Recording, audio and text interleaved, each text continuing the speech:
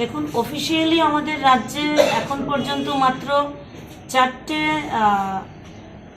Case এসছে, কিন্তু নন officially কিন্তু আমাদের কাছে নানা দিক থেকে খবর আছে যে রাজ্যে ত্রিপুরা রাজ্য একটা করিডোর হিসেবে কাজ করছে মানব পাচারের।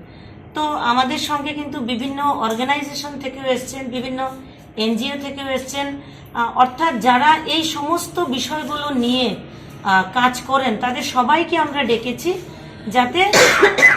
যাতে করে এই মানব পাচারকে আমরা বন্ধ করতে পারি। যদিও অফিসিয়ালি সংখ্যাটা খুবই কম, কিন্তু এটা যেন সংখ্যাটা আরো না বাড়ে সেই লক্ষ্যেই আমাদের এই অনুষ্ঠান।